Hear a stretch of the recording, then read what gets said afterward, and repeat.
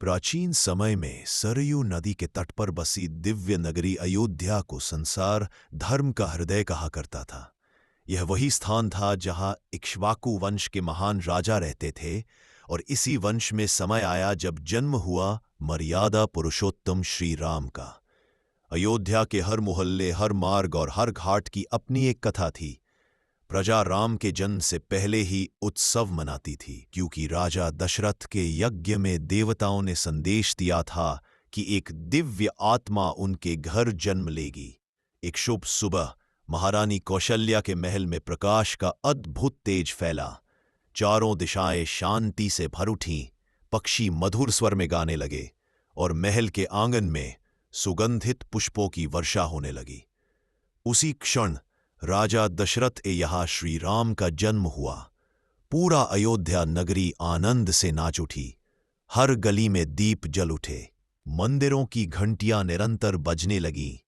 जैसे जैसे राम बड़े हुए, अयोध्या के बच्चे उनके साथ खेलते, बुजुर्ग उनके गुणों की प्रशंसा करते और माता पिता उन्हें धर्म का दीप कहते। सरयू के घाट, हनुमानगढ़ी, कनक भवन, राजमहल के प्रांगण, हर स्थान राम के कदमों से पवित्र हुआ। राम केवल राजा ही नहीं, लोगों के हृदयों के संरक्षक थे। वे सुबह सरयू जी के तट पर स्नान करते, फिर नगर भ्रमण कर प्रजा का हाल पूछते। जो भी उनके पास आता, राम उसे स्नेह, न्याय और मधुर वचन देकर विदा करते। समय बीता, राम के विवाह का समय आया। अयोध्या में फिर उत्सव छा गया। जब वे जनकपुरी से सीता जी को लेकर लौटे तो पूरा नगर फूलों की वर्षा करता हुआ उनका स्वागत कर रहा था। कनक भवन में सीताराम के दर्शन के लिए भीड़ उमड़ पड़ी।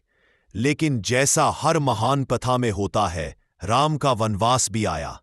जब राम, सीता और लक्ष्मण वन को गए, अयोध्या मानो शोक में डूब गई। गलियां सूनी हो गईं।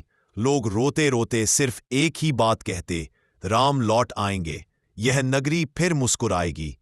14 वर्षों बाद जब त्रेता का वह क्षण आया और राम अयोध्या लौटे, तब अयोध्या ने इतिहास का सबसे बड़ा उत्सव देखा।